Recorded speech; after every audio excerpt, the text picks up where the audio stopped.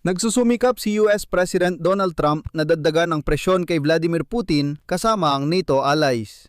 Ang mga tangke ng Abrams, ATACMS at Stinger missiles at mga interceptor missile na PAC-3 para sa mga sistemang Patriot at iba pa ay gagawin na sa Europa at ipapadala agad sa Ukraine. At ang Estados Unidos ay handa nang sa wakas payagan muli ang paghahatid ng mga fighter jet na F-35 sa Turkey. Ito ang mga unang resulta ng NATO summit na nagsimula ngayong araw sa Ankara. Para sa Ukraine, maganda ang summit dahil kahapon, sinabi ni Pangulong Alexander Stubb ng Finland na malapit na kaibigan ni Donald Trump. Sinusuportahan ng mga lider ng NATO, kabilang na si Trump. Pinaigting ng Ukraine ang mga pag-atake gamit ang mga drone sa loob ng teritoryo ng Russia bilang bahagi ng mga pagsisikap na pilitin ang Moscow na bumalik sa negosasyon. Sinabi ng mga lider ng Baltic na handa silang magtiis dahil maliit na kapalit lang yon para sa pakikibaka ng Ukraine laban sa mga Ruso. Sa gitna ng lahat ng ito, may magandang balita. Ang mga drone ng Ukraine ay nanghuli sa tagong armada ng mga fuel tanker ng Russia. Mayong gabi, biglang sumiklab ang 8 tanker na papunta sa sinakop na Crimea. At mukhang pagkatapos ng mga pag-atake mismo sa mismong peninsula, na yon ang mga ibon ni Madjar, kung alam mo ang ibig kong sabihin, ay nagsimula na ng totoong blockade ng Crimea. May ilang Amerikanong media na malungkot na nagsusulat na si Pangulong Donald Trump ng Estados Unidos ay dumalo sa NATO summit na wala sa magandang mood. Sinabi ng mga opisyal ng Amerika na hindi sila sigurado kung magiging maayos ang pagpupulong sa Ankara. Talakayin natin kung ano na ang alam natin at ang unang resulta ng NATO Summit sa Ankara. Ako si Alexei Pichi at sabay nating tatalakayin ang paksang ito. Pero bago tayo magsimula, hinihiling ko sa inyo na mag-subscribe sa channel, mag-like sa episode na ito at mag-iwan ng kahit anong komento sa video na ito.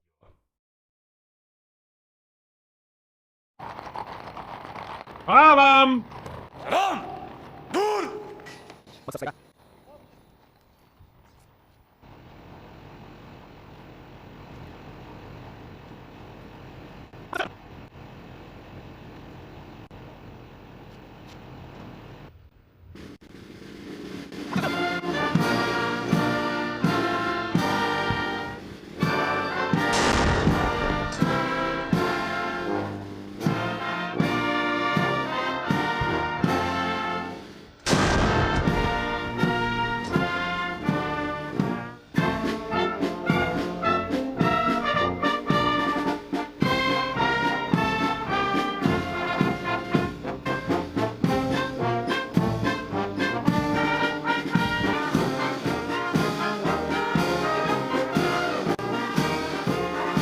Mag-subscribe ka! Simulan natin sa umpisa, lalo na sa schedule ng NATO Summit. Na yun ay gaganapin ang forum ng industriya ng depensa.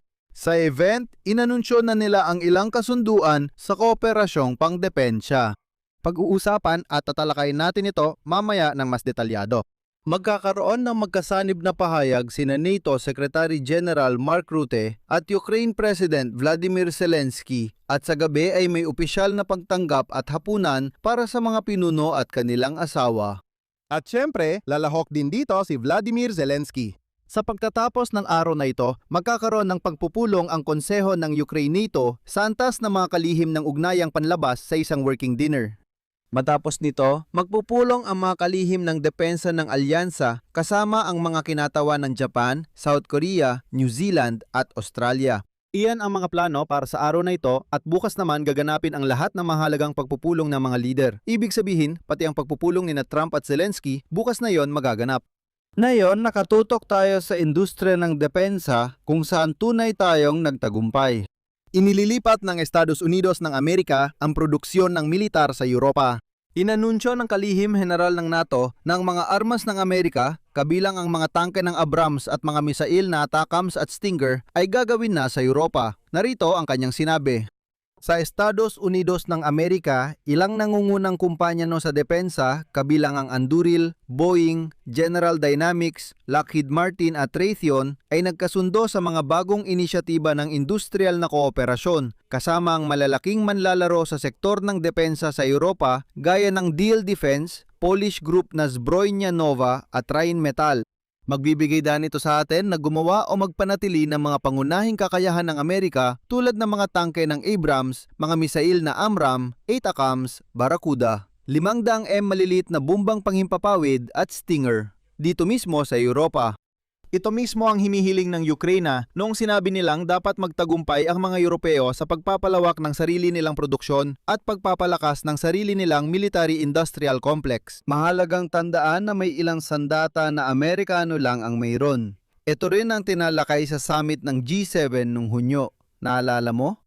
Ngayon, pinaliwanag ng politiko na may akses sa mga dokumento kung paano ito gagana ng mas detalyado. Ayon sa mga dokumentong nakuha ng publikasyong politiko, ilang mga kasunduan na nilagdaan na yon sa Ankara ay naglalaman ng paglilipat ng bahagi ng produksyon at teknikal na pagpapanatili ng mga sistemang sandatahang binuo sa Amerika papunta sa Europa. Ang mga kasunduang ito, gaya ng naiintindihan ninyo, ay kapaki-pakinabang sa lahat. Sa isang banda, ito ay paraan para pasiglahin ang negosyong Amerikano dahil kahit paano mo patingnan, ito ay pagpapalawak ng produksyon. Sa kabilang banda, para matiyak ang mas malawak na akses ng Europa sa pangunahing sistemang sandatahan. Ayon sa mga dokumento, kabilang sa pakete ang paggawa sa Europa ng Stinger, short-range anti-aircraft missile, teknikal at ekonomikong pag-aaral, at pagpapalawak ng produksyon ng AIM, 120 C-8 AMRA-AM missile ng Raytheon. At pinakamahalaga, tinatayo ang European Center para sa technical na maintenance ng mga interceptor ng PAC-3, PAC-3, na ginagamit sa mga sistemang pang-kontramisil na Patriot. Ito ang pinakamahalagang punto sa gitna ng mga pag-atake ng Russia sa Ukraine. Mahalagang banggitin na maraming bansa ang kasali sa bawat inisyatiba. Ayon sa dokumento, Alemanya at Olanda ang pangunahing tagapagtaguyod sa Europa. Kasama ang komite ng NATO para sa suporta ng pakikipagtulungan at Estados Unidos, magtatayo sila ng mga pasilidad sa Europa para sa pagpapanatili at paggawa ng mga interceptor na missile na PAC-3. Ayon sa kasunduan, papayagan ng Estados Unidos ang produksyon sa Europa. Ngunit pananatilihin nila ang kontrol sa huling bentahan. Kasama sa listahan ng mga bansang nag-aasam ng kontrata para sa AMRAAM ng mga misail ang Belhika, Canada, Finlandia, Alemanya, Olanda at Noruega. Kasabay nito, may isa pang bansang kasalukuyang sinusuri. Dito, ipinapahiwatig ng mga tagaloob ng tinutukoy ay Ukraine. Ngunit inaamin nilang malamang hindi ito ay anunsyo sa publiko. Kapag tahasan nilang sinabing oo, nakatanggap na ng lisensya ang Ukraine at nagsisimula na itong gumawa ng Amerikanong missile doon. Ang punto ay, ang mga lisensya para sa paggawa ng Amerikanong armas ay sa publiko lamang ibibigay sa mga kumpanyang Europeo at sila na ang maaaring maglunsad ng produksyon ng armas nang hindi sinasa publiko. Kasama sa kooperasyon ang mga kumpanyang Ukranyano. Ang Alemanya, Netherlands, Polonia, Sweden at Estados Unidos ay pipirma rin ng isa pang pahayag ng layunin tungkol sa pagliha ng Europeanong Sentro para sa teknikal na pag-aayos ng mga misail na PAP. 3, kasama ang kumpanyang Lockheed Martin. Isa pang inisyatiba ay tungkol sa paggawa ng mga taktikang sistemang ATACMS. Ng mga ATACMS na sistema na isinasagawa kasama ang kumpanyang Lockheed Martin at Rheinmetall. Sa yugtong ito, handa na ang mga panig na pumirma ng memorandum at pag-usapan na ang mga susunod na detalye ng kanilang kooperasyon. Raketang Netherlands, pahayag ng intensyon tungkol sa Europeanong Sentro. Netherlands, Poland, pipirma pa ng isa pang pahayag ng intensyon tungkol sa paglikha ng European. Noong ipinagtatanggol ng Ukraine ng sarili laban sa mga mababangis na Ruso, magbabahagi ako ngayon ng sipi mula sa politiko nang walang komento. Sa palagay ko, maintindihan niyo na. Ipinapakita ng ilang pahayag ang pagsisikap ng mga kaalyado na agad mapunan ang naubos na reserbang antimisil na kagamitan ng digmaan laban sa Estados Unidos at Iran. Kailangan din ito ng Ukraine. Sa madaling salita, ginamit ito ng Estados Unidos, pero lahat ay magbabalik ng reserba. Ang pakete ng mga hakbang sa pagbili ng mga misil ay bahagi ng mas malawak na inisyatiba ng Estados Unidos na tinatawag na koalisyon sa pagkuha na ipinakilala rin sa Industry Forum ng NATO Summit. At dito lumalabas ang isang mahalagang detalye. Tandaan ninyo kung paano hinikayat ni Donald Trump ang Europa na maglaan ng sariling armas, protektahan ng sarili. Sinabi pa niya na aalis siya sa Europa, ilalabas ang mga tropa at sa pangkalahatan, ang mga Europeo raw ay dapat gumastos ng mas malaki para sa kanilang sariling depensa. Sa huli, pinakinggan ng Europa si Donald Trump at sinimulan nilang paunlarin ang sariling paggawa ng armas at industriya ng depensa. Ngayong araw, nanawagan ang kalihim general ng NATO sa mga miyembro ng alyansa na dagdagan ang gastusin sa militar. Ayon kay Mark Rutte, hindi na maaaring ipagpaliban ng mga bansang NATO ang pagtaas ng pondo para sa kanilang mga industriya ng depensa. Tinukoy ni Mark Rutte bilang pangunahing banta ang Rusya, China, Hilagang Korea at Iran. Sinabi niya na ang Rusya ay gumagastos ng halos 50% ng kanilang budget para sa mga layuning militar. Minomodernisa ng China ang sandatahang lakas nito at pinalalawak ang kakayahang nuclear nito ng walang sapat na pagiging bukas habang pinalalawak ng Hilagang Korea ang programang nuclear nito. Kahit sinabi ni Ryut na nabawasan ang banta ng Iran matapos ang digmaan kontra Estados Unidos, dapat pa rin magbantay ang mga bansa ng NATO. Narito ang kanyang pahayag. Dapat tayong mabahala dahil mas madalas na nagkakaroon ng kooperasyon ng mga bansang ito at tiyak na hindi nila isinusulong ang ating interes. Dito lumitaw ng matindi ang issue sa pananalapi. Noong una, sinabi ng embahador ng Estados Unidos sa NATO na si Matthew Whitaker na higit sa kalahati ng $120 bilyong na karagdagang inilaan ng mga bansa ng NATO para sa layuning militar ngayong taon ay napunta sa mga kumpanyang Amerikano at Irani na gumagawa ng armas. Higit sa kalahati. Nagsimulang mag-focus ang mga Europeo sa sariling lokal na merkado.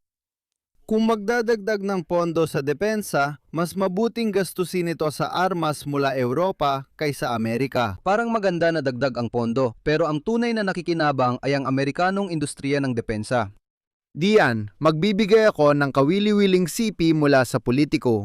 Ginadamit ng Washington ang paglilipat ng produksyon ng armas para maging pangunahing kasosyo sa Europeanong merkado ng depensa sa likod ng maraming inisyatiba ng EU. Ang Brussels ay gumaganap ng mas malaking papel sa pagpopondo ng depensa at ang mga kumpanyang Amerikano ay nababahala sa kalagayan ng programang bumili ng produktong Europeo na maaring maglimita sa kanilang pagpasok sa Europeanong merkado. Kaya hindi palaging tungkol ito sa altruismo. Hindi, negosyo lang. Para sa Ukraine, maaring maging matagumpay at makasaysayan ang NATO summit na ito. Si Volodymyr Zelensky ay pupunta sa summit, dala ang malinaw na plano ng malalayong pag-atake sa Russia para pilitin ang mga Ruso na makipagnegosasyon. At mahalaga, aktibong suportado ng mga Europeo ang mga pag-ataking ito. Wala nang pumapansin kay Diktador Vladimir Putin na parang wala nang nag-aalala sa reaksyon niya. Hindi, lahat ay nagsasabi, astig, bumbayin nyo ang Moscow, ituloy nyo lang yan, maganda ang eksena, ang galing ng ginagawa ninyo. Sa pagbubukas ng summit ng NATO, sinabi ni Johann Vadiful ng kagawaran ng ugnayang panlabas ng Alemanya na nasa yugto ng digmaan kung saan kayang maglunsad ng malalakas na pag-atake ang Ukraine laban sa Russia. Sa summit ng NATO, mapapadala tayong muli ng senyales ng suporta para sa Ukraine. Kabuuang €140 bilyong ito para ngayong taon at mga susunod na maaari naming ipangako. Hindi namin papayagang manalo ang Russia sa digmaang ito at patutunayan ng summit na ito yon. Alam ng mga Europeo ang dapat nilang gawin. Sinabi ni Pangulong Alexander Stubb ng Finland na suportado ng mga lider ng NATO kasama si Donald Trump ang pagpapalakas ng mga pag-atake ng Ukraine gamit ang drone sa loob ng Russia. Bilang bahagi ng mga pagsisikap na pilitin ng Moscow na bumalik sa negosasyon. Parang yun na ba? Oo, napakamakatarungan naman. Kung hindi papayag si Putin sa negosasyon, kailangang bumbahin ang mga Ruso para kahit paano ay maimpluwensyahan nila ang kanilang diktador at mapilitang bumalik si Putin sa negosasyon. Ayon kay Alexander Stubb, sa kabila ng pangamba sa paglala ng tunggalian at paggamit ng sandatang nuklear ng Russia, binago ng kampanyang militar ng Ukraine ang estratehikong pananaw ng Estados Unidos at pinatatag ang posisyon ng Kyiv sa negosasyon. At narito ang CP mula kay Alexander Stubb. Alam ng lahat ng lider ng NATO kung bakit ginagawa ito ng Ukraine. Lahat ay naniniwala na kailangan pa nating dagdagan ang ganitong uri ng presyon. Stubb. Alam ng lahat ng lider ng NATO kung bakit ginagawa ito ng Ukraine. Lahat ay naniniwalang kailangan pa nating dagdagan ang ganitong presyon. Tungkol sa Ukraine, nasa medyo magandang posisyon tayo dahil lahat, kabilang ating mga kaibigang Amerikano, ay nakikita ng Ukraine ang nangingibabaw ngayon sa larangan ng labanan. Binago nito ang estratehikong pag-iisip kahit ng mga sumusubok na maging tagapamagitan sa proseso ng kapayapaan. Ang Ukraine ay nasa mas magandang posisyon sa militar, politika at pinansyal kaysa dati sa buong panahon ng digmaang ito.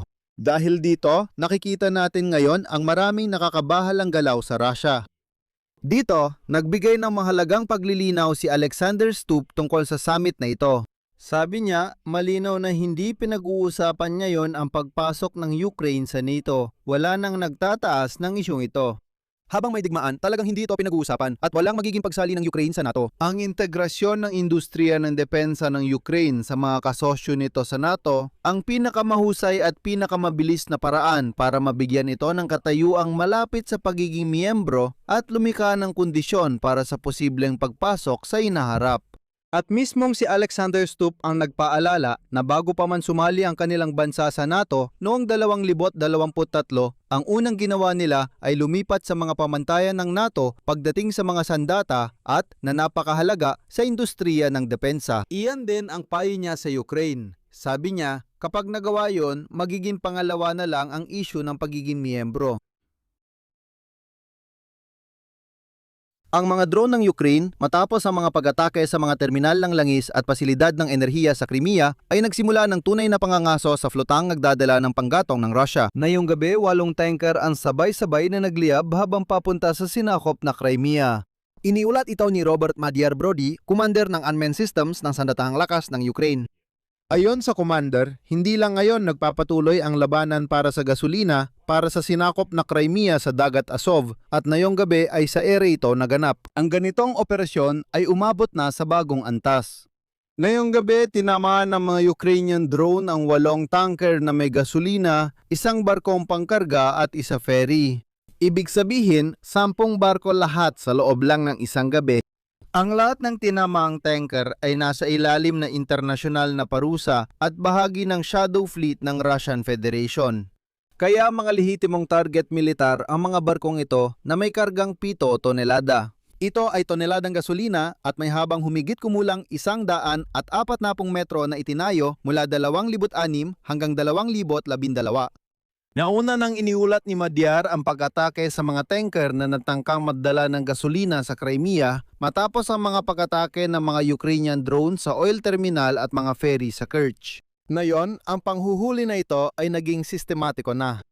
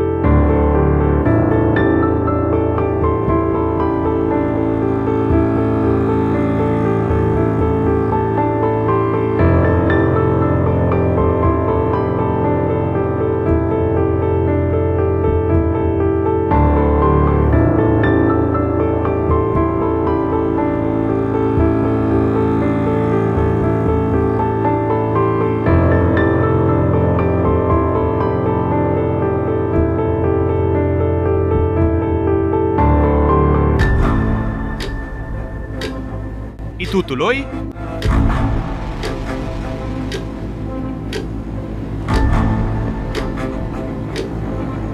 Editor ng mga subtitle, M. Losefa, E. Egorofa, Boykova. Bukod sa mga pag-atake sa shadow fleet ng Russia, sa magdamag sa pansamantalang sinakop na teritoryo sa likod ng linya ng kalaban, matagumpay na na-target ang 58 na mga target militar.